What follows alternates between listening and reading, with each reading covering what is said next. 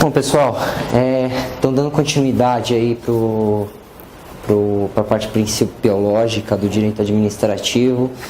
Só me apresentar de novo, acho que todo mundo estava aqui, né? Eu reconheço alguns rostos, acho que de todo mundo. Marcelo Bertozzi de Pinho, vou ajudar vocês aí com uma parte do direito administrativo, espero colaborar aí com todo mundo. Meu e-mail está no começo aí dos slides, é um material que vai ficar disponível.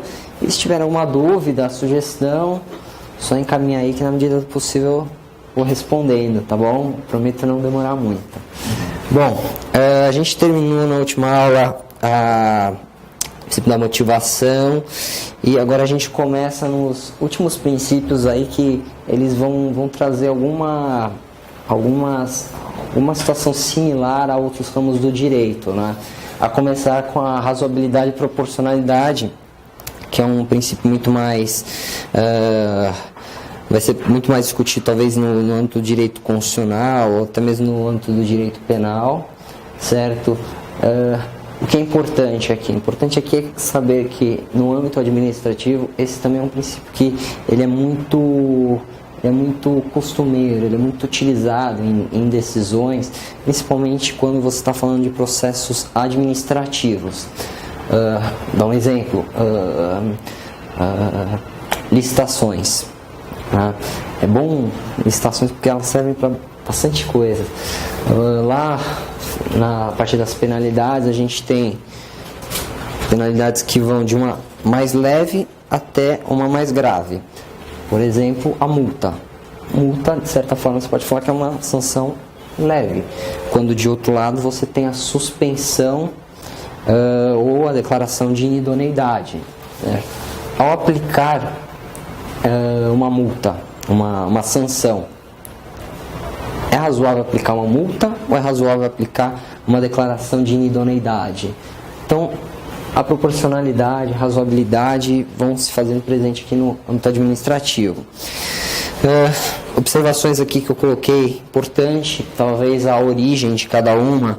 Razoabilidade vem muito mais do direito norte-americano e a proporcionalidade tem uma origem no direito alemão. E, curiosamente, a proporcionalidade, enfim, ela está prevista na Constituição Paulista, no artigo 111. É importante quando a gente vai prestar um concurso estadual, saber a Constituição estadual, por óbvio, porque geralmente elas estão nos editais e tudo mais e experiência própria eu já vi cair, né? Último ponto importante aqui na razoabilidade e proporcionalidade, até mesmo para a gente ir passando aí, porque é um negócio que vocês vão ver além. Proporcionalidade, ela se perfaz com 3 requisitos, que são a necessidade, a adequação e a proporcionalidade em sentido estrito.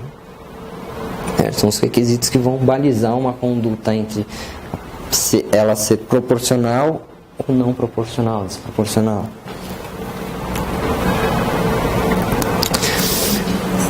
A necessidade, ela vai implicar numa análise no seguinte sentido: há um outro meio menos gravoso?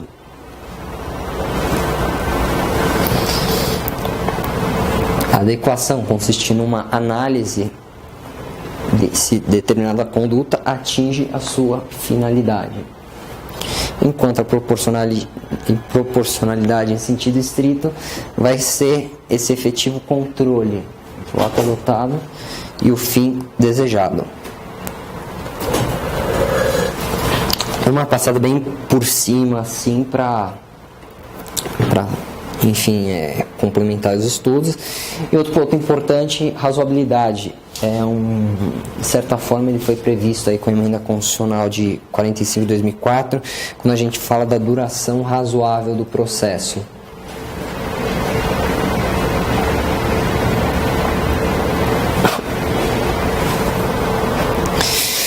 Certinho? Aí a gente passa para o princípio do devido processo legal. Outro princípio aí que vocês vão ver Vocês verão aí praticamente processo penal, direito processual civil, enfim. O que consiste o devido processo legal? O devido processo legal consiste no processo justo. Aquele processo em que é garantido contraditório, ampla defesa, enfim, todos os princípios processuais. Um gênero no qual existem diversas espécies de princípios. Observação importante: devido processo legal se aplica tanto no âmbito administrativo quanto no âmbito judicial.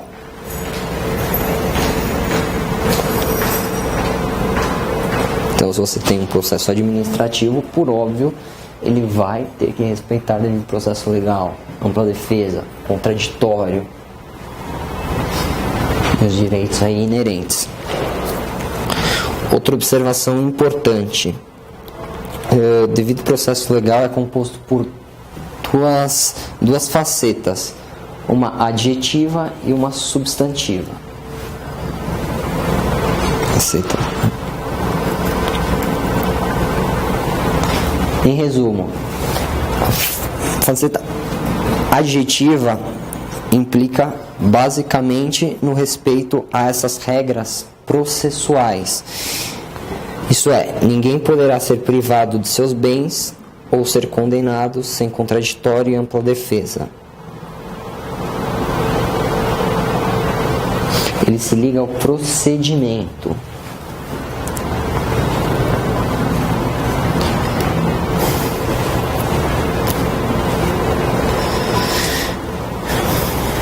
Professor, Oi? Se não for observado um dos procedimentos em direito administrativo, eu posso pensar em nulidade ou anulabilidade? Na nulidade. Nulidade. A observância ao rito, lógico, a gente tem aquele princípio de que sem prejuízo você não se declara uma nulidade. Mas, por exemplo, você leva, você é uma servidora, aliás, não vou dar exemplo porque você comentou, né? Você está prestando um serviço público, um contrato administrativo, e um belo dia vem uma notificação na sua empresa com a aplicação de uma multa. A empresa não foi citada, a empresa não pôde apresentar, não foi notificada, a gente colocando assim, ela não soube do procedimento, ela não pôde produzir defesa, enfim, ela não teve o direito a um devido processo legal. Você teve um procedimento arbitrário, né? Um procedimento que se desvinculou da legalidade, certo? E aqui eu faço a observação de que nós temos a Lei 9784 de 99, que é a Lei do Processo Administrativo Federal, certo? Ela é uma lei que eu não vou dar 100% de certeza, mas eu vou te garantir que a maioria das legislações que tratam de processos administrativos são semelhantes a ela. Se não inteiramente, na maior parte, certo? E ali você tem garantidos direitos, princípios. Aliás, ainda que não houvesse uma lei do processo legal, do processo administrativo, você tem garantido o devido processo legal para qualquer perda de um bem ou até mesmo da liberdade, certo? E chegando justamente na sua pergunta, você recebeu uma multa, você não teve um direito ao devido processo legal, você não teve contraditório, ampla defesa. Essa é uma nulidade insanável, certo? Então, vai muito dessa análise do prejuízo, não prejuízo. Pois não? Qualquer violação, qualquer princípio pode ensejar a nulidade? Olha, é uma análise muito casuística. Eu acho que é interessante você... Porque exatamente, se você não tem prejuízo, você não decreta a nulidade. Só que aí também é uma análise um pouco casuística. Porque às vezes o que não é prejuízo para mim é prejuízo para você, certo? Você descobriu que você tinha que apresentar defesa Vamos falar, você tem 10 dias para apresentar, você descobriu no 8º dia que você tem que apresentar a defesa, você tem que produzir prova, você tem uma empresa grande, você tem que pegar documentos de 5, 10 anos atrás, e aí 2 dias basta, né? Então, assim, é muito uma análise do caso concreto. Ok? Legal. Então, devido ao processo legal aqui, a garantia do direito administrativo, do princípio. A seguir, nós temos o que está uma ordem errada, mas enfim, o princípio da continuidade do serviço público. Okay. A gente comentou sobre isso sobre esse princípio na última aula, e literalmente o princípio expõe que o serviço público não pode parar. Até mesmo o direito de greve, que é voltado a princípios essenciais, algumas limitações ao seu exercício na plenitude, né? Ele mexe, a gente vê, tem greve do ônibus, dos ônibus, do metrô. O tribunal garante que pelo menos tanto por cento da frota tem que operar. É um desdobramento do serviço público. E aí a gente chega numa situação seguinte: e se não há o pagamento? O serviço público pode ser interrompido? Se não há o pagamento, minha casa pode ter água cortada? E aí a gente tem essas situações. Majoritariamente, se vocês pegarem a lei de concessões, ela dá um norte muito bom das exceções à continuidade do serviço público. Artigo 6º, parágrafo 3º. Ela coloca assim: não se caracteriza como descontinuidade do serviço público a sua interrupção em situação de emergência ou após prévio aviso.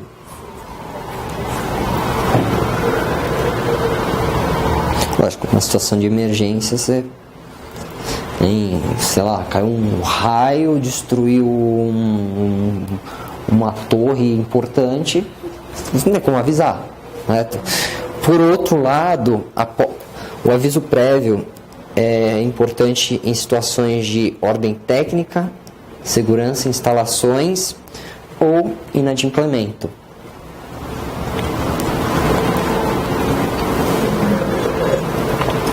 Mas é redação legal e acho que vocês colocando um norte assim, vocês deu uma lida, lógico, mas essa é uma baliza importante, certinho?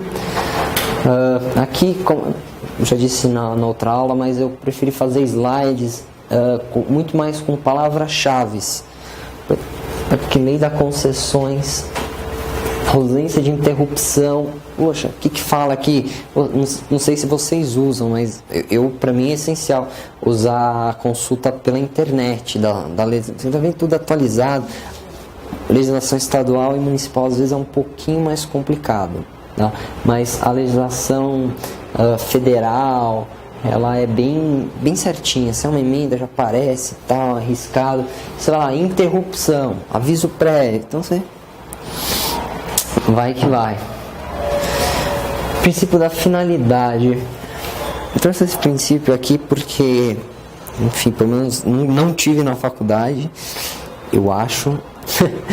Vai que meu professor tá vendo, né? Eu fui um bom aluno. Ou foi um esquecimento. Esse princípio coloca basicamente no atendimento do interesse geral, visando o interesse público primário. Interesse público primário, diferente do secundário, que a gente já colocou na outra aula. O desvio de finalidade implica a nulidade do ato administrativo. Porque no desvio da finalidade você está indo em um sentido diverso do que era para ser. Ok?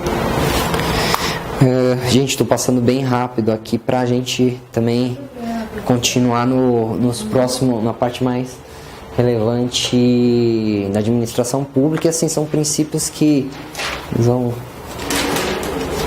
Por exemplo, provavelmente o consumidor vai ter alguma coisinha, serviço público. Bom, supremacia de interesse público sobre particular e indisponibilidade de interesse público, a gente comentou já na outra aula. Em síntese, supremacia do interesse público sobre o particular é literalmente o que ele quer dizer. O interesse público deve preponderar sobre o interesse particular. E o que justifica isso? O interesse público é o interesse da coletividade. Então, você vai fazer uma desapropriação na construção de uma linha de metrô. Você tem um interesse público sobre um particular. O público prevalece. Veja, quando a gente fala em interesse público, ele tem que ser um interesse público mesmo. Ele não pode se fazer uma aparência de interesse público quando na verdade é alguma situação de repressão, de sanção, porque aí o ato é viciado. Tinha? Indisponibilidade de interesse público, também já mencionamos, o interesse público é indisponível. Por quê? Porque a pessoa que está exercendo uma função pública não é dona dela. E a gente vai ver daqui a pouquinho, quando a gente estiver falando de poderes da administração pública, basicamente poder disciplinar diante de uma situação que caracteriza uma infração administrativa, há um dever de se investigar. Por que se deve investigar? O interesse público é indisponível. E por fim a gente chega no último princípio, que também vai dar muita similitude aí com que vocês vão ver no direito constitucional, que é o princípio da segurança jurídica. E por que eu trouxe esse princípio? Porque ele tem um sentido objetivo e um sentido subjetivo.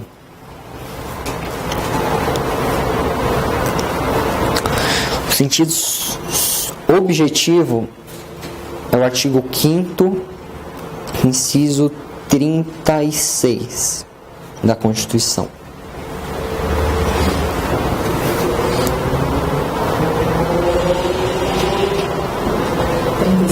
Isso.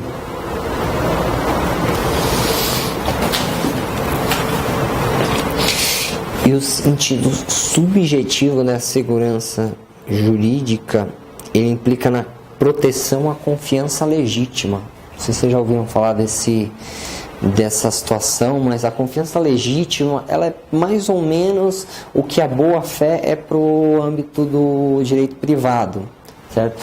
Pela confiança legítima, você tem a expectativa de que a administração pública está adotando uma conduta e ela vai continuar adotando essa conduta, de modo que comportamentos contraditórios, venire contra factum próprio, eles afrontam a segurança jurídica.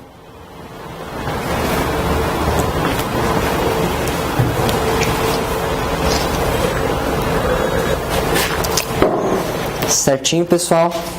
Legal. Então agora a gente vai começar uma outra parte aqui. Primeiro ponto aí que como eu disse, é conceitual, gente, é um pouco cansativo, mas não é difícil. Outro ponto, ainda preliminar para a gente entrar no estudo da administração pública. Regime jurídico. E aqui você tem uma pegadinha conceitual. Regime jurídico administrativo e regime jurídico da administração pública.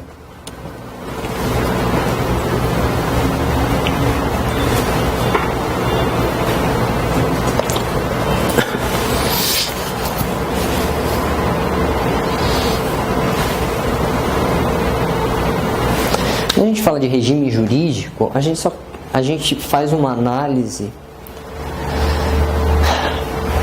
de qual é a opção feita que a administração pública vai seguir.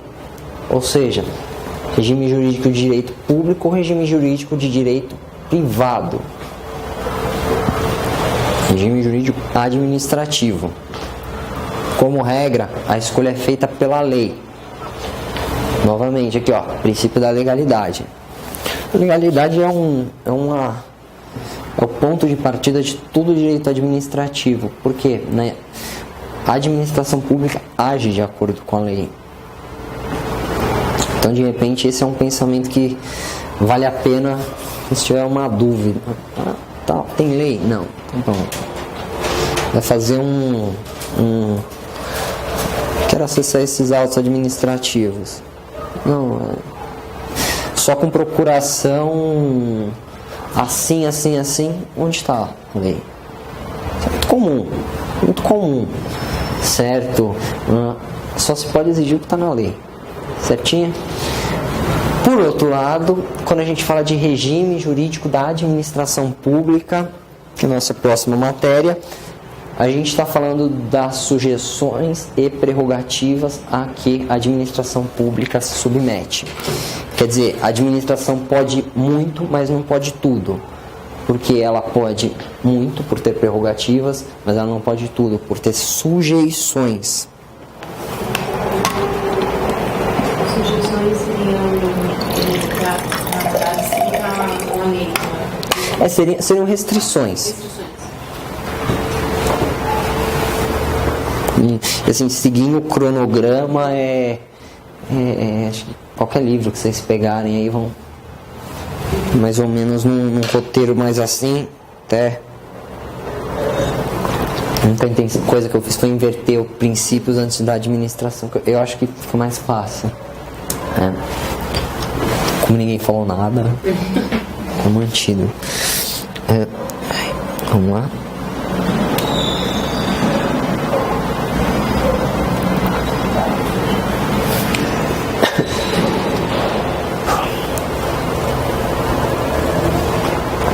Começar com os poderes aqui da administração pública.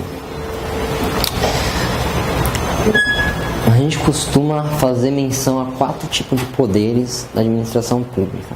Poder disciplinar, poder hierárquico, que acho que eles são os poderes um pouquinho mais tranquilos de se estudar. Você tem o poder regulamentar, que é um pouquinho mais difícil, e o poder de polícia. O poder de polícia é o que realmente vai ocupar a maior parte aí dos estudos. Algumas doutrinas aí vocês podem ver, poder vinculado, poder discricionário, tá? Mas isso é uma opção, acho que muito mais didática do que... Enfim, certinho? Bom, poder disciplinar. O poder disciplinar ele é um pouco intuitivo, né?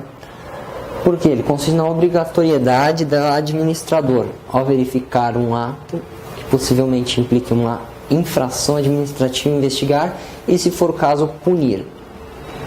É o poder disciplinar que eu acabei de comentar quando eu estava falando do princípio da indisponibilidade do poder do interesse público. E aqui é interessante porque a obrigatoriedade de investigar, ela é um poder vinculado, ou seja, aconteceu, deve-se investigar. Por outro lado, punir, ele é discricionário e ele vai ser permeado pela proporcionalidade. Porque, como eu acabei de falar, por exemplo, em licitações normalmente, tem multa, suspensão, idoneidade, certo? Eventualmente uma advertência. Então, assim, você tem uma margem de escolhas sempre dentro da lei. Discricionalidade é uma margem de escolhas dentro da lei. Certinho? Detalhes importantes. Súmula vinculante número 5. Acho que isso já hoje em dia nem se comenta mais, mas enfim, já é mais fácil. Falta de defesa técnica por advogado no processo administrativo disciplinar não ofende a Constituição. Professor, você concorda com isso? Não. Não concordo. Opinião pessoal. Mas para concurso, eu concordo.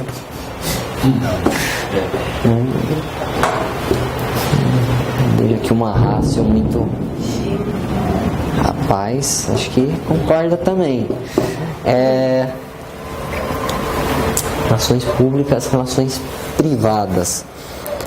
Professor, como assim relações privadas? Poder disciplinar, por óbvio, se dá entre a administração e os seus as pessoas que exercem função pública, sejam funcionários seletistas, funcionários estatutários, enfim, você tem esse âmbito das relações públicas. Por outro lado, o poder disciplinar também é aplicado aos particulares inseridos em relações jurídicas com a administração pública. E vocês conseguem pensar numa hipótese assim? Para um aluno de uma escola pública.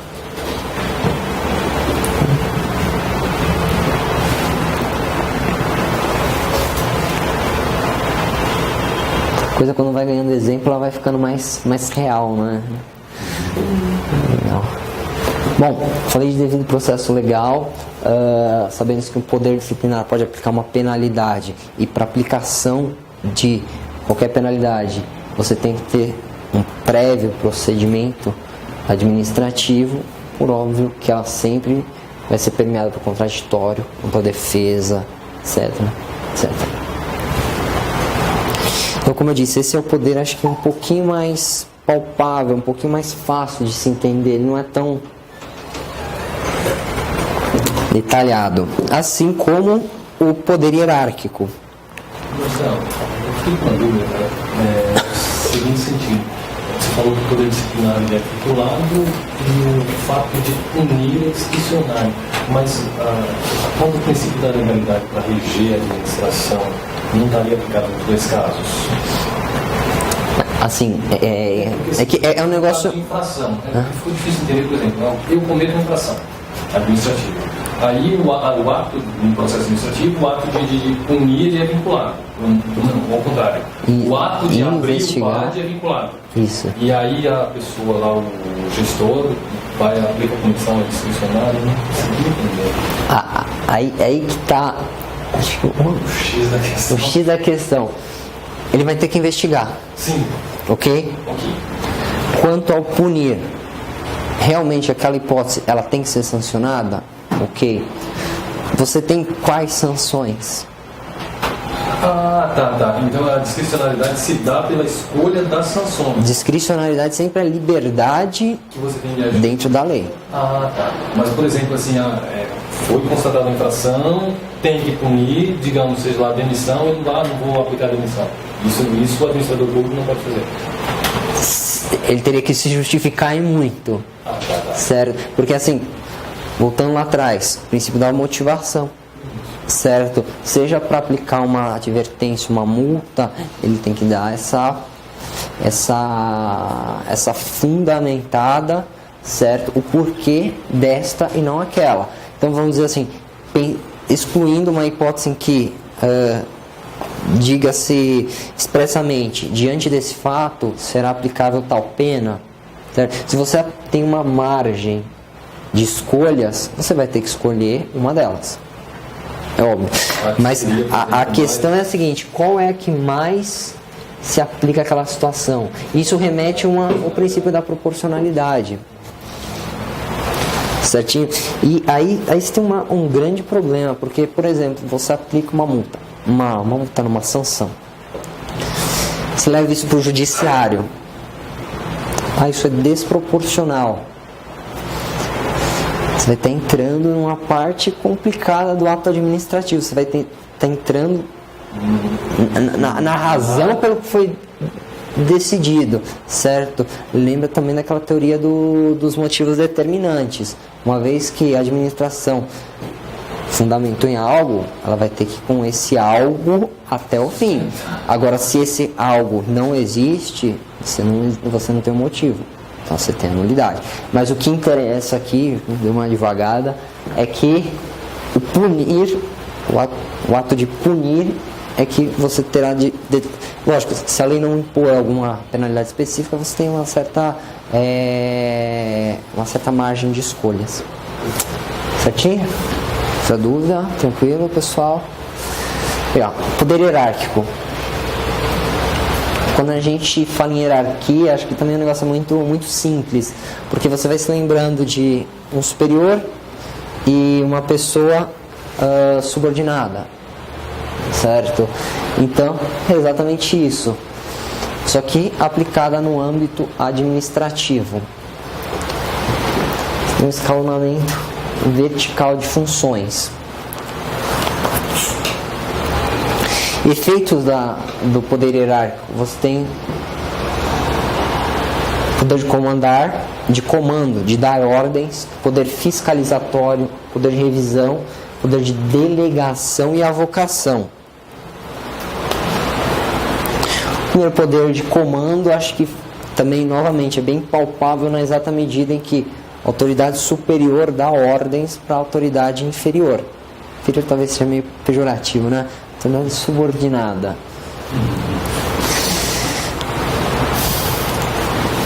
Os quais devem exercer, salvo se manifestamente ilegal. Achei essa observação muito interessante. Salvo se manifestamente ilegal.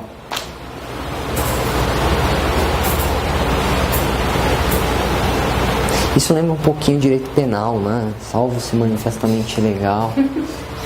Tô querendo deixar mais legal aqui, hein?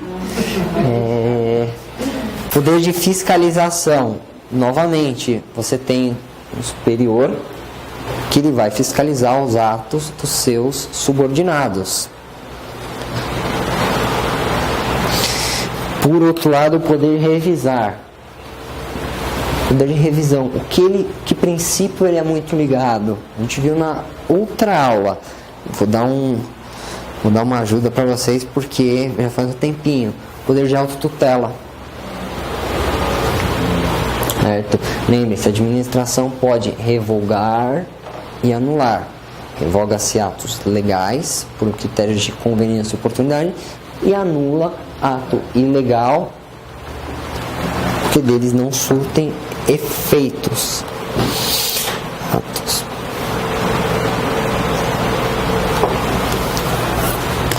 Último poder que decorrente, delegação e avocação. Delega, você entrega. Avoca, você chama para si.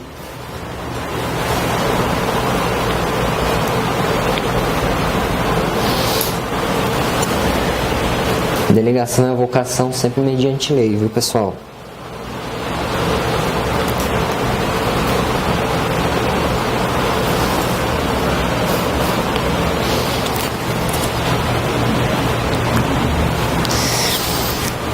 Aqui eu coloquei uma observação bem interessante, porque quando a gente for estudar administração pública direta, indireta, a gente vai ver falar um pouquinho de vinculação. Qual a diferença de vinculação e subordinação?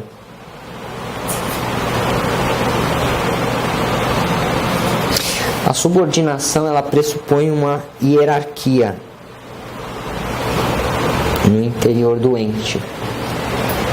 Ou seja, como a gente está pensando, um chefe dando uma ordem para um subordinado. Ao passo que na vinculação, você tem uma situação entre pessoas jurídicas. É o que acontece na administração pública, direta e indireta.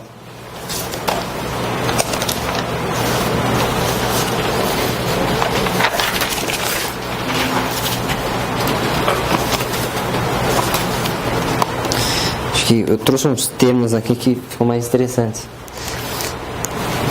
Subordinação, hierarquia interna. Vinculação, não há hierarquia, há uma relação externa entre pessoas com personalidade. Professor, esse efeito da revisão, então, ele só se aplicaria dentro daquela pessoa jurídica, é isso? Se a gente está falando de ela tem que, para ela poder rever um ato, ela tem que ter competência. Então, você pode rever os atos dela mesma. Eu digo assim, um exemplo, você tem uma prefeitura e você tem uma autarquia vinculada àquela prefeitura. Se a autarquia realiza um ato que, sei lá, poderia ser exigido. Desculpa, pode repetir, acho que. Eu digo assim, a administração pública direta não poderia, por exemplo, revogar um ato de um outro ente da administração indireta? Não. Nesse caso, Não. poderia. Justamente. A gente vai ver um pouquinho mais pra frente, isso vai ficar muito mais claro.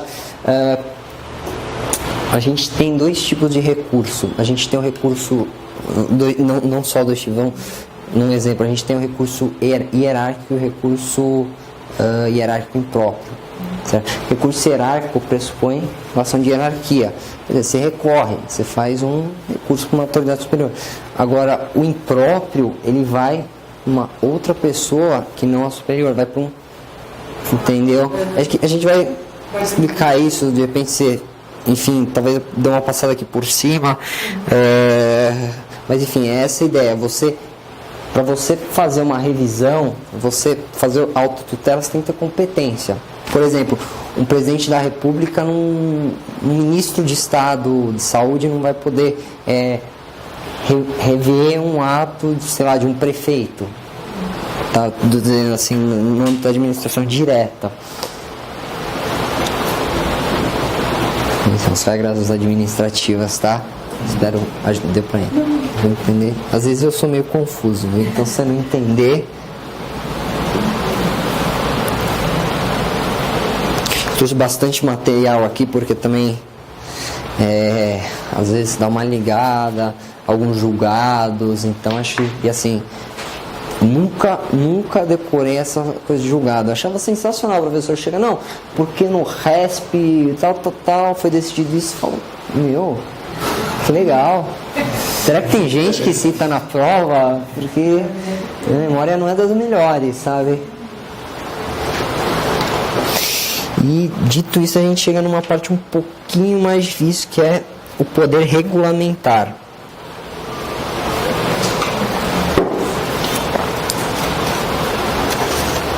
O intervalo é que horas mesmo? 9? Ah, então tem tempo, achei que era 8h30.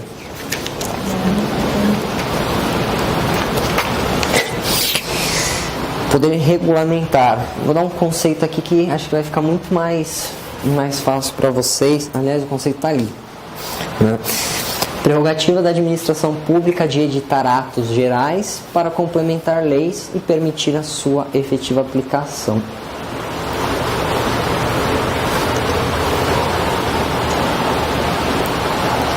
Quando a gente fala editar atos gerais, a gente traz aqui o princípio da legalidade. A administração pública pode legislar? Não. A administração pública age de acordo com a lei. Então os atos gerais emitidos, eles são secundários e não primários. Lembrar, atos primários fundam os secundários e não o contrário.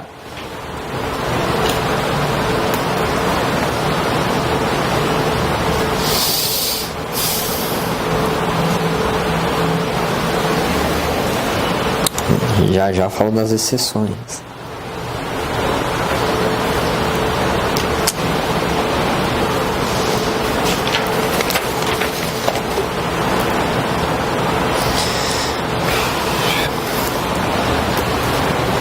Ponto importante, artigo 49, inciso 5 da Constituição Federal.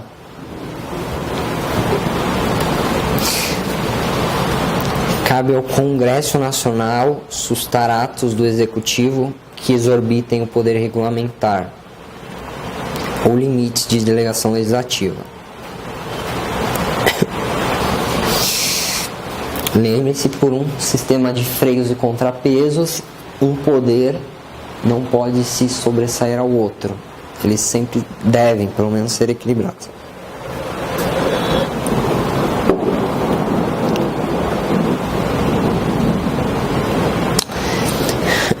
Exceções.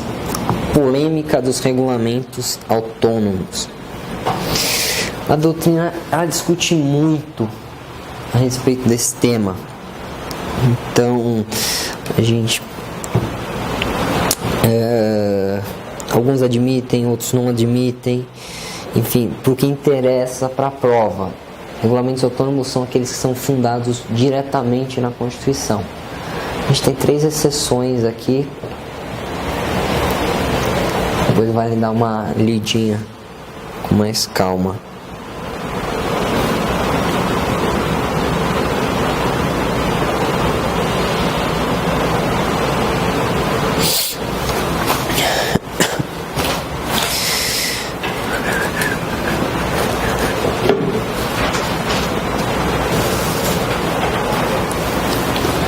Primeira parte aqui está tratando do Presidente da República, CNJ, Conselho Nacional do Ministério Público.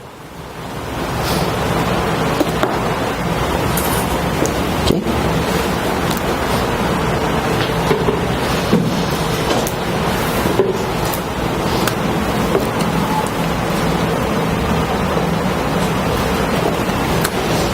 Legal. Gente, eu falei que era um assunto pesado, hein? Pesado. Aqui eu fiz um compilado porque a matéria é extensa. Só de poder, poder de polícia, aqui eu tenho mais de 10 páginas resumido. Tá? Eu sou um compiladão. Poder de polícia. Quarto poder, pra gente encerrar essa parte aí. A gente tem um conceito amplo e um conceito um pouco mais estrito. Poder de polícia. O conceito amplo consiste em qualquer ação restritiva do Estado em relação aos indivíduos. Por exemplo, o legislativo criando uma lei nova. É uma ação restritiva do Estado. Por outro lado, o conceito mais estrito está aqui no artigo 78 do Código Tributário Nacional. Quem diria, hein? Interdisciplinaridade. Isso que é importante, né? Tá vendo? Às vezes a gente, uma matéria mais, quando a gente for falar de paraestatal, a gente tem uma situação que liga com o direito penal, que é o que caracteriza, se funciona caracteriza ou não o funcionário público, enfim. Esse conceito estrito, assim, bem resumido, consiste em uma atividade administrativa que restringe direitos e condiciona liberdades e propriedade. E é esse o conceito do direito administrativo.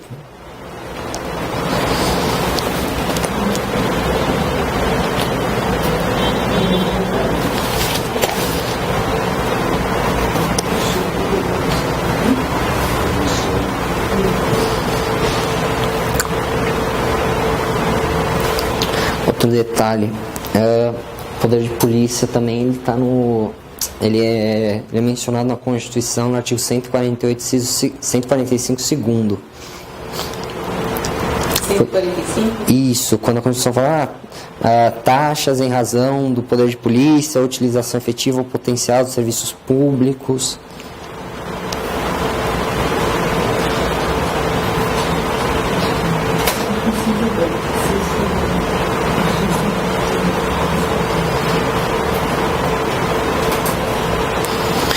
Aqui é a redação do Código Tributário Nacional, mas ela é meio extensa, então, também por uma questão de tempo, acho que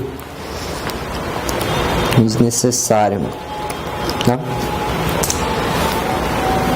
Característica do poder de polícia: discricionalidade, coercibilidade e autoexecutoriedade. A gente até de certa forma falou sobre eles quando estava falando sobre princípios.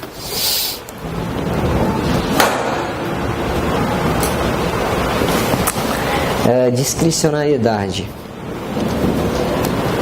Tem polêmica doutrinária. E aqui eu trouxe 2 posições. José Carvalho de Santos Filho, colocando que ele pode ser tanto vinculado como discricionário. Alexandre Maza coloca que geralmente ele é discricionário, mas como exceção pode ser vinculado. Discricionariedade, não vamos esquecer a margem de escolhas dentro da lei.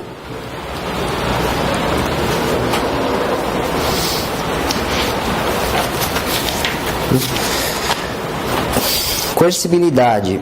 A administração pública, no uso do poder de polícia, pode se valer da força, caso necessário. E aqui a gente não pode esquecer que o uso da força, ele tem que ser necessário, porque senão, e trazendo um pouco do direito civil, o exercício regular de um direito é lícito, mas o abuso do direito, ele é ilícito. Então a gente tem que sempre ver uma questão de proporcionalidade. Por fim, autoexecutoriedade, esse eu me lembro que a gente tratou, hein? Vou ter perguntas, enfim. Por exemplo, dentro da coercibilidade, qual seria a diferença do poder de polícia e o poder da polícia? Se a polícia pode agir de forma coercitiva? Acho que no próximo slide tem uma diferença entre não sei se é a polícia administrativa e a polícia judiciária. Acho que quando eu falar sobre isso vai ficar um pouquinho mais sutil, vai ficar um pouco mais abrangente a diferença. Tá? Mas só um pouquinho, faço um slide, com certeza, se não for eu complemento. Autoexecutoriedade, administração pública por si mesmo, independentemente do poder judiciário, executar determinada medida.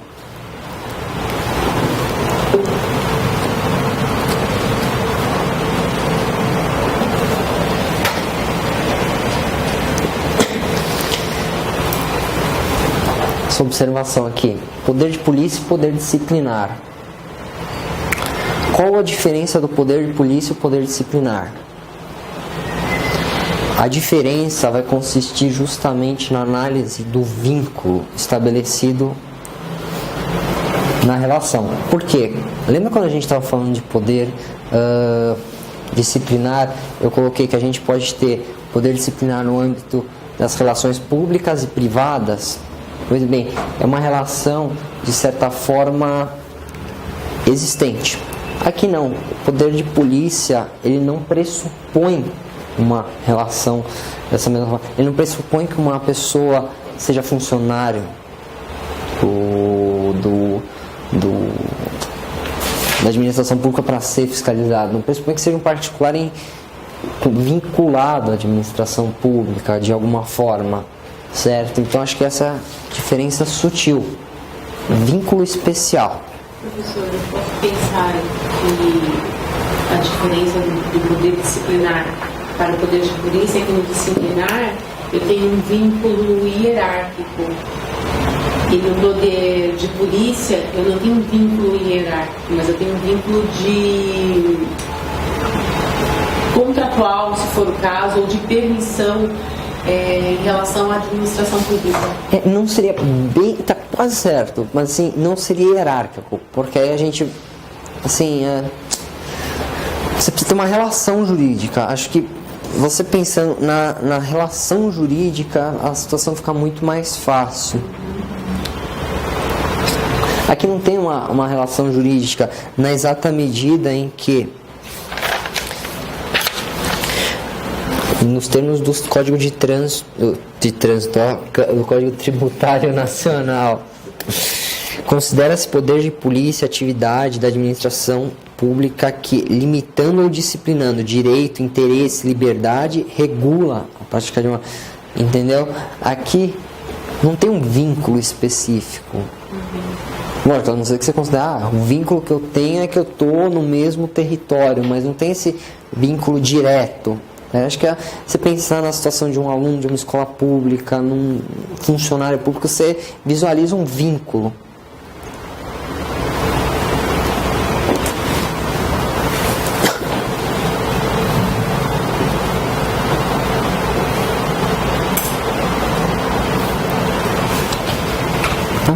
Peraí, acho que foi além. Que é isso? Uma resumida aí, a matéria é muito extensa, tá? Mas eu acho que o que é importante é trazer uns pontos mais fundamentais e eventualmente dar uma lida na doutrina, informativo, tá? E já me falaram que a direito administrativo não cai muito na prova, então incentivo o pessoal a estudar, então é legal. Legal. Bom, a gente falou que a administração pública tem prerrogativa, certo? A gente viu um monte de prerrogativa. Ela pode sancionar, ela tem o poder de polícia, enfim. Mas e sujeições? Quando a gente começa a estudar a parte das sujeições, a gente cai aqui no abuso de poder. Mas não se limita a isso. Por quê? E não observados limites legais da atuação administrativa, estaremos diante de um abuso de poder, ou seja, uma conduta ilegítima do administrador.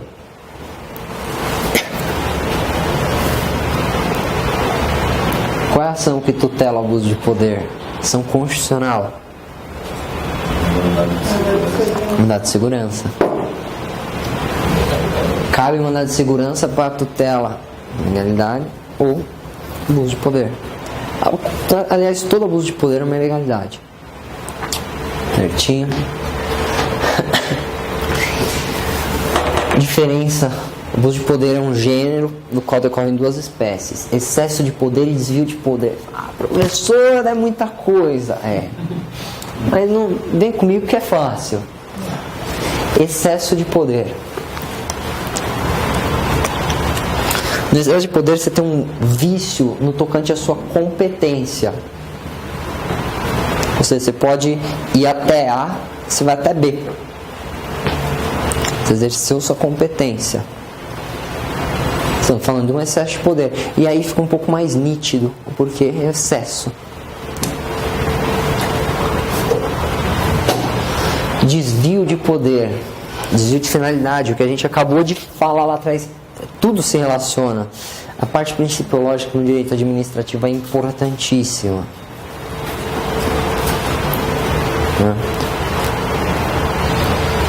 Desvio de poder, ele atua dentro da competência, só que ele comete um outro equívoco, o administrador. Ele se afasta do interesse público. Ele busca fim diverso daquele previsto em lei.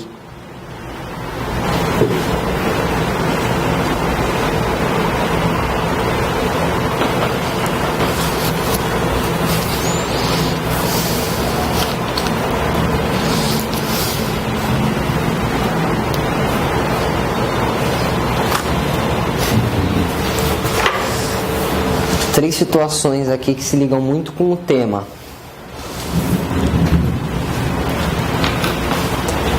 Que lei é essa aqui, pessoal? Nossa, vocês conhecem mais penal do que eu, pô. Não, penal não. É só civilistas. É só civilistas? Poxa.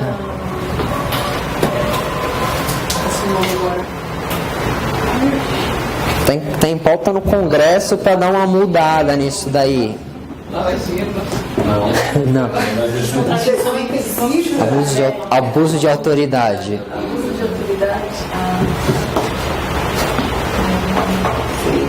Abuso de autoridade. Abuso de autoridade é uma ilegalidade. Uma ilegalidade pode ser combatida pelo mandado de segurança. Então, justamente aqui, ó, ilegalidade e abuso de poder, certo? Eu coloco semelhanças ali. Eu li uma vez no José dos Santos Carvalho Filho e aquilo ficou na minha cabeça. A gente fala ilegalidade e abuso de poder. Eles são, de certa forma, as duas palavras são, de certa forma, elas são uma repetição. Por quê? O abuso de poder, ele é um abuso. Então, ele é uma ilegalidade. Então, você pode falar, ele combate ilegalidade. E por fim, a gente comentou na outra aula, acho que aqui no intervalo, a diferença de ilegalidade e improbidade, o mandado de segurança. Assim, num primeiro momento, a lei de improbidade, ela visa combater condutas ímprobas. E a gente, analisando ilegalidade, a maior parte da lei, ela tutela condutas, os artigos 9, 10 e 11. Ocorre que nem toda ilegalidade é uma improbidade. Isso é um pensamento do professor... gente, fugiu o nome. Na outra aula eu falei, hein? Medina, Osório... Busca o nome e eu vou falar para vocês. Mas enfim, o pensamento que eu trago aqui, eu sei que a improbidade não cai aqui com mais vontade, que nem cai numa prova de magistratura, numa prova de MP, porque não é o foco. A Defensoria Pública ela não tem essa legitimidade para ingressar com lei de ação de improbidade. É uma lei que é muito restrita no tocante à legitimidade ativa. Bom, o que eu quero dizer com isso é que nem toda ilegalidade é uma improbidade. E por que eu digo isso?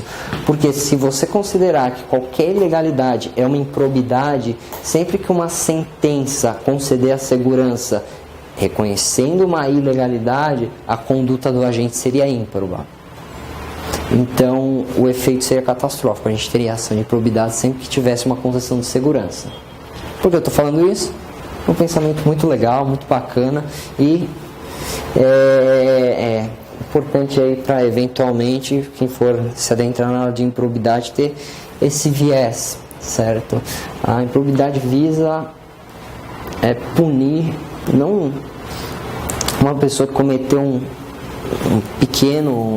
uma pequena ilegalidade, mas sim a pessoa que realmente teve aquela intenção de causar um prejuízo ao erário, enfim, não vou me adentrar muito no tema aqui porque senão a gente vai longe, certinho?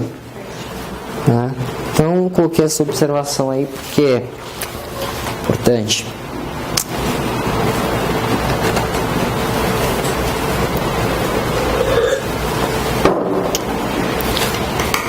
Fechando aqui esse bloco, a gente tem controle da administração pública. Tema extenso, tema muito extenso. Trouxe aqui um compilado assim, estritamente necessário para a gente também não invadir muitas aulas e eventualmente perder o foco. Bom, controle da administração pública ele pode se dar em 3 âmbitos: administrativo, legislativo e judiciário. Administrativo é um típico controle interno decorrente da autotutela. Autotutela, anulação, revogação, atos legais, ilegais.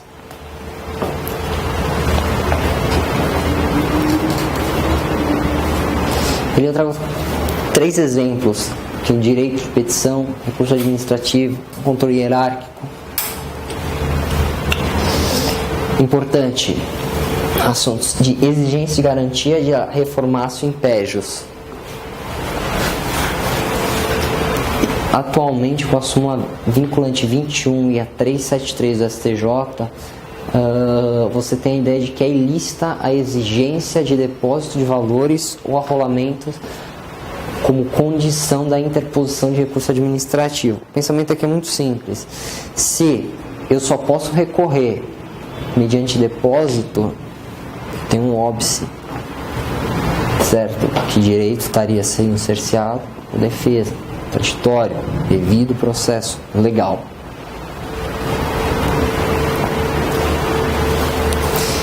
Reformácio impégios.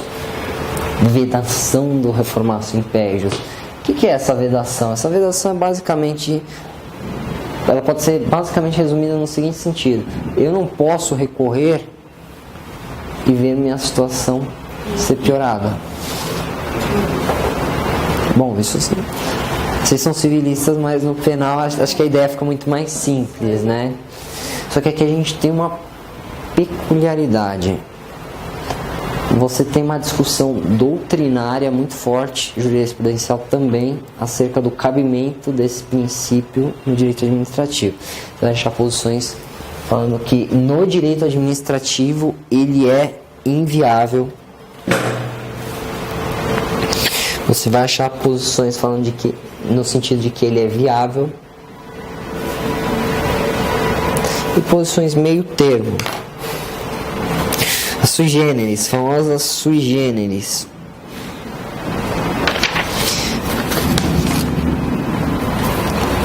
Vamos ter algum lugar por aqui, essa posição sui generis, tá? Já.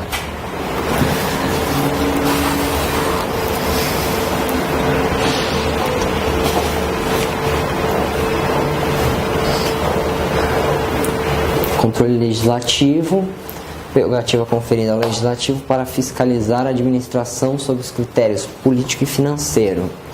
E aqui acho que é bem importante essa súmula 347 STF, que o Tribunal de Contas, no exercício de suas funções, pode apreciar a constitucionalidade de leis e atos do poder público.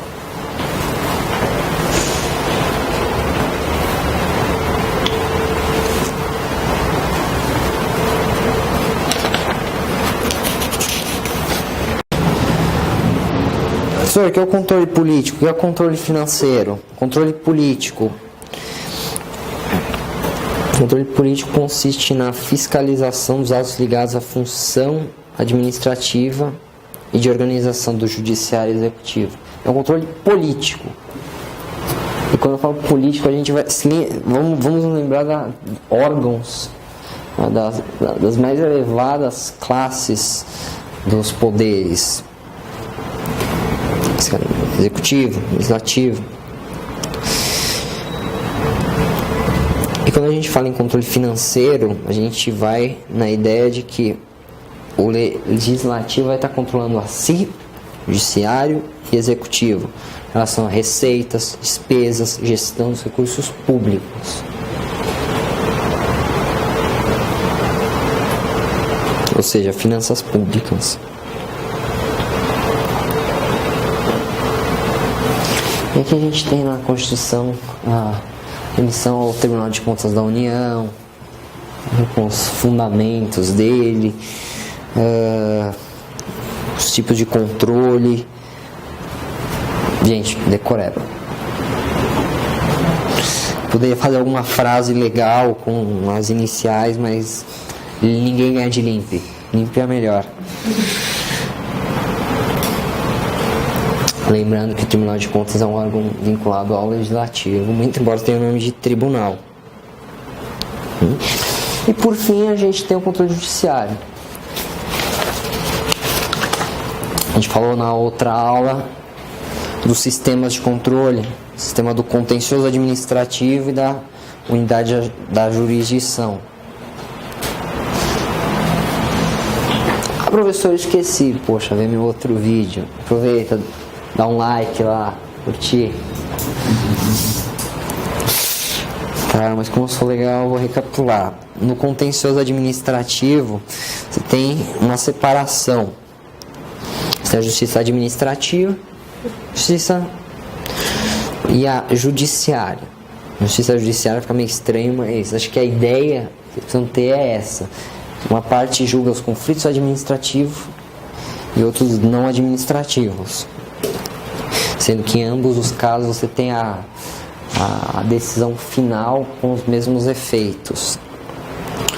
No Brasil não, no Brasil a gente adota o sistema da unidade da jurisdição, onde todos os conflitos são resolvidos pelo Poder Judiciário. Uma penalidade administrativa pode ser levada ao Judiciário? Pode. Análise de legalidade, análise dos motivos determinantes. Agora, uma coisa muito importante. Como regra, o Poder Judiciário não vai entrar no mérito do ato administrativo.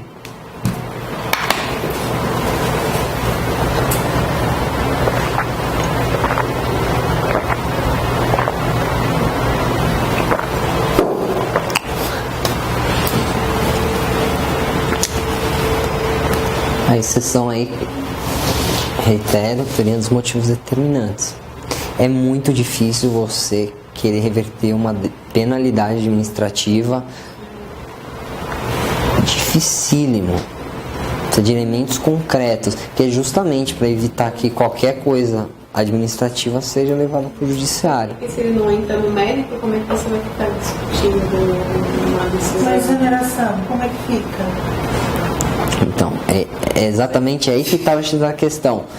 O fato que motivou, e por isso que é muito importante a teoria do ato administrativo, saber os elementos do ato administrativo. Finalidade, forma, competência, motivo, objeto. Você vai questionar um ato de exoneração. Primeira pergunta: esse ato de exoneração foi proferido por uma autoridade competente? Se foi por uma autoridade incompetente, a gente tem um vício aí de competência. Certo? Por exemplo, algumas sanções em licitações, especialmente a declaração de inidoneidade, muitos contratos administrativos colocam que só determinada autoridade pode aplicar essa penalidade. Se não for essa autoridade, então a gente tem um vício de competência. Mas aí você discutir esse vício de competência no judiciário? Sim. Porque aí você está discutindo a legalidade do ato. Você não está entrando no mérito, você está discutindo a legalidade. Discutir o mérito é você discutir o motivo e o objeto. Mas, professor, se eu discuto a ilegalidade do ato, automaticamente eu vou mexer no mérito. Não, você não está discutindo nem o tocante ao motivo nem ao objeto. Você está discutindo uma situação formal, um vício de competência. A autoridade que me aplicou isso, ela não tinha o poder para aplicar. Eu não estou falando o seguinte: essa conduta poderia ser combinada, poderia ser sancionada dessa forma? Não, eu estou falando, a autoridade que aplicou a penalidade, ela não poderia. Entendeu a diferença? Só uma questão da formalidade. É uma questão de formalidade. Por outro lado, o motivo invocado é verdadeiro? Funcionário, você está sendo uma pessoa, Tício está sendo acusado de, enfim, ter praticado um crime dentro da administração pública. Está sendo acusado de roubo. Você tem uma decisão no âmbito penal, colocando os efeitos da sentença penal condenatória, que Tício não cometeu esse crime. Mas eles te puniram da mesma forma. E aí? O motivo invocado, ele não é verdadeiro. Você ingressou no mérito do ato administrativo. Mas você acaba atacando o mérito indiretamente. Você atacou, mas aí que tá, você atacou o mérito com fundamento. Agora, me responde o seguinte: a autoridade, em vez de aplicar a pena A, aplicou B, isso não é proporcional. Difícil, a não ser que seja um negócio muito evidente. Difícil. Como eu posso? Infração de trânsito. Não dei. Você foi multado por estacionar em lugar proibido. Certo? Como você vai provar que você estacionou em lugar permitido? Como você vai provar que o motivo invocado. Aí talvez caia numa situação um pouquinho mais de prova, tal, mas o que eu quero dizer? O mérito do ato administrativo é dificílimo do Poder Judiciário investigar. Então não faz nunca prova no processo administrativo, não se produz prova, se analisa as legalidades do que já aconteceu. Não, produz prova. Você tem uma possibilidade de produzir prova. Sim. Processo administrativo é um processo normal. Produz prova, está apresentando defesa e tudo mais. Ocorre que, se ao final a decisão administrativa ela tiver alguma ilegalidade, você pode levar para o Poder Judiciário. Você não pode produzir prova, você tem que usar o que já foi. Pode produzir prova. O direito probatório, ele é um direito decorrente do devido processo legal. Pela produção de prova, você exerce sua ampla defesa. Certo? Acho que é essa ideia tem que ter dessa parte principiológica. O devido processo legal está aqui, ó. Contraditório, ampla defesa, duração razoável do processo, proporcionalidade, tudo é o devido processo legal. Tá? Enfim, vamos além aí da discussão. Só terminando aqui, a gente já sai para o intervalo. Observação que eu acabei de colocar: natureza do controle jurisdicional, exclusivamente legalidade dos atos administrativos. É vedado ao judiciário analisar critérios de conveniência e oportunidade, sob pena de afronta à separação de poderes, a não ser que a gente caia naquela teoria dos motivos determinantes. Certinho? Indo além. Controle de legalidade, prescrição. Prescrição da administração pública. Decretinho, hein? Provinha de procuradoria, 5 anos.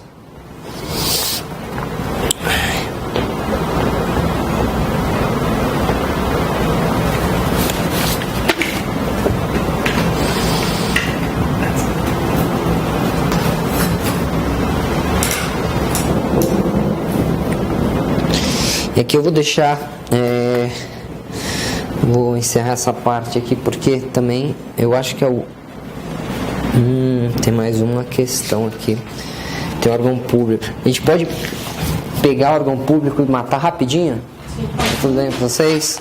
Não, porque aí também a gente terminando mais cedo, né? Acho que a volta para casa vai ser complicado aí para todo mundo. Bom, órgãos públicos. Aqui é uma situação muito interessante para o âmbito de ações, porque o órgão público não tem personalidade jurídica. Então, a indicação de um órgão público num polo passivo de uma ação revela uma ilegitimidade. Adiante.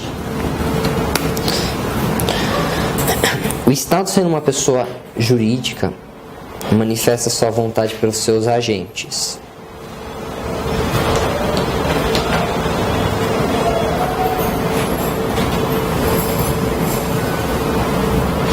Agentes estes que exercem suas funções em determinados órgãos.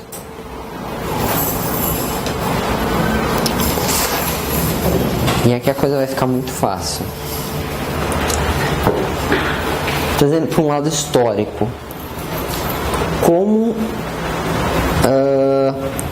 Como dizer que o Estado agiu, que o Estado quis, que aquela era a manifestação de vontade do Estado? 3 situações. A gente tem a teoria da identidade, que não é usada, tá?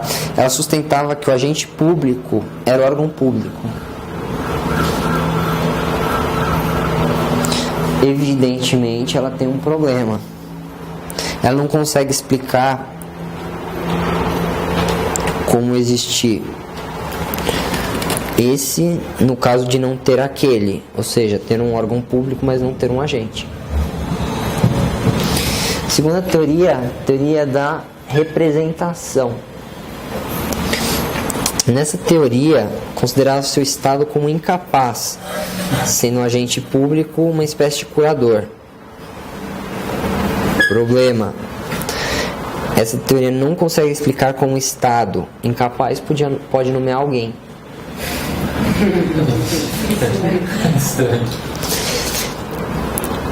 Teoria do mandato. Há um mandato de representação entre as partes. Problema: como surge esse mandato? Então a gente cai na teoria do órgão. Tem uma canetinha aqui. Vou pegar aqui que acho que aqui. A teoria do órgão, ela, quando eu estudava, legal, defensor público me explicou essa teoria do órgão, nunca tinha ouvido falar. Ela foi elaborada por Otto Friedrich von Gierk. Se alguém souber falar melhor que eu, desculpa o erro. Teoria do órgão, vamos lá, conceitinho legal. Para a teoria do órgão, a vontade da pessoa jurídica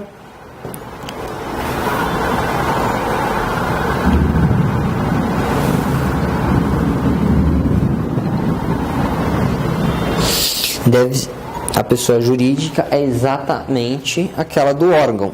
Ou seja, o que o órgão público exerce é a vontade da pessoa jurídica.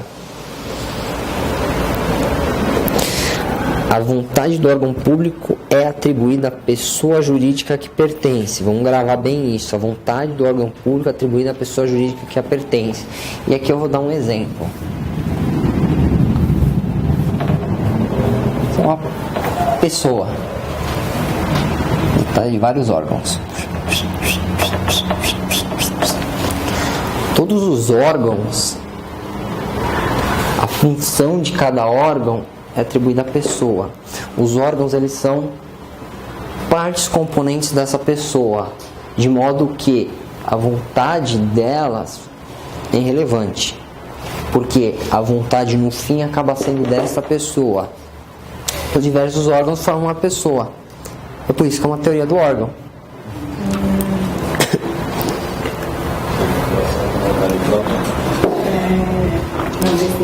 E por que é importante vocês saberem que a vontade pertence à pessoa jurídica? Que os órgãos públicos não têm personalidade jurídica.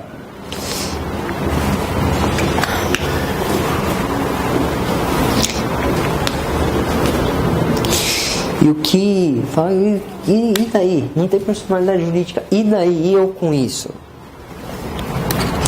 Eles não podem ser sujeitos de direitos e nem de obrigações, não respondendo pelos seus atos. Por exemplo, um ato cometido por um funcionário da Secretaria Municipal do Estado. Dirigindo lá o carro, bateu no muro, proprietário. Vai entrar com uma ação contra a secretaria? Não, porque ela não tem personalidade jurídica. Portanto, a sua vontade é do todo. Ela vai ter que entrar em face da pessoa jurídica. Secretaria Municipal contra o município. Acho que esse desenho representa ele é meio mal feito, eu sei, mas ele representa um pouquinho essa teoria do órgão. Então, as características, eles não têm personalidade jurídica própria. Mas ninguém no concurso vai perguntar isso. Ah, é? Legal. Mas eles podem ir a juízo? Podem. Quando eles buscam prerrogativas funcionais, figurando no polo ativo. Funcionais.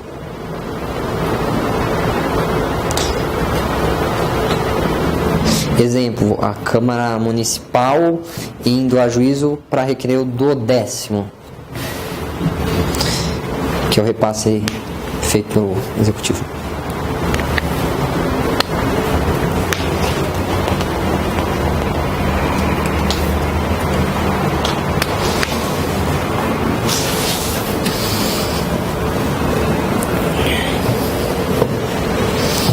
Essa questão da capacidade é bem interessante, né? Porque vão te perguntar as exceções, não a regra. Porque a regra todo mundo sabe, todo mundo viu na sala, na escola, enfim. Só uma questão pontual. Na doutrina você tem várias divisões contra órgãos públicos, seja em razão da hierarquia, estrutura, atuação, enfim, isso são coisas didáticas. E por que eu digo isso? Porque prova da AGU de 2012, eles colocaram entendimentos Eli Lopes, Maria Silvia Zanella de Pietro, Celso Antônio Bandeira de Mello e Diógenes Gasparini.